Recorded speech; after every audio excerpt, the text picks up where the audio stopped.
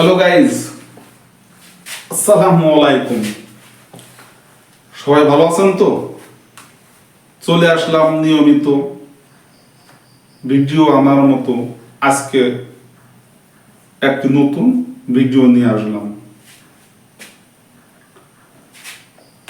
স্বামী বিবেকানন্দ একটি নদী পার হবে বলে নদীর পাড়ে বসে নৌকার জন্য অপেক্ষা করছে। এমন সময় আসলেন এক সাধু বাবা। সাধু বাবা এসে স্বামী বিবেকানন্দকে জিজ্ঞাসা করলেন যে ভাই, আপনার নাম কি? উনি ওনার পরিচয় দিলেন। সাধু বাবা মিষ্টি হেসে বললেন, ও কি ভাগ্য আমার, অনেক দিন ধরে ভাই আপনাকে খুঁজছি, স্বামী বিবেকানন্দকে, কিন্তু দুর্ভাগ্যক্রমে পাচ্ছি না। এই বলতে বলতেই প্রশ্ন করে বসলেন, আচ্ছা ভাই স্বামী বিবেকানন্দ, আপনি নদীর পাড়ে কেন বসে আছেন? কেন ভাই অপেক্ষা করছেন?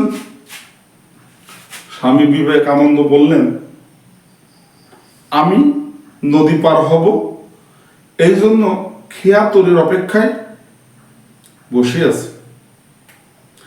সাধু বাবা একটু হাসলেন, হেসে বললেন, শুনেছি এতই জ্ঞানী মানুষ, এতই সাধনা করছেন, এত তপস্যা করছেন, অথচ সামান্য একটু নদী পার হওয়ার জন্য নৌকায় বসে আছেন।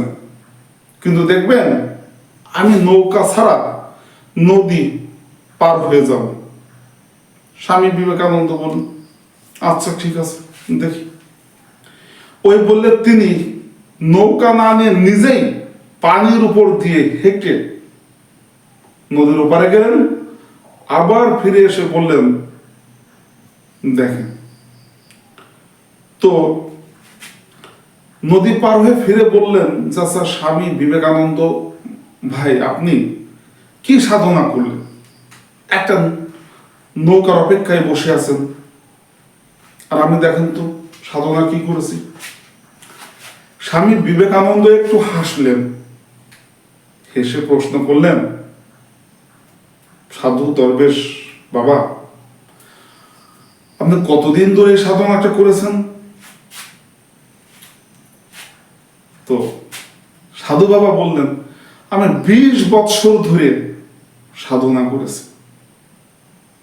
স্বামী বিবেকানন্দ তাচ্ছিল্যের সঙ্গে একটু হেসে বললেন, আপনি 20 বছর শুধুই নষ্ট করছেন, কারণ এই যে নৌকাটা আমি পার হব, নদীটা পার হব, আমার মাত্র 5টি টাকা লাগবে।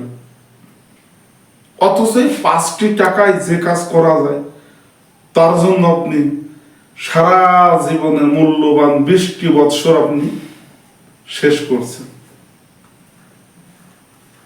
আসলে অ্যাকচুয়ালি গাইজ, মেসেজ এখানে একটাই, আমরা জীবনে পড়াশোনার পথে, চাকরির পথে, ব্যবসার পথে অনেক সময় কোনো কিছুতে অকৃতকার্য হলে আমরা জিদ ধরে এটা আমাকে করতেই হবে।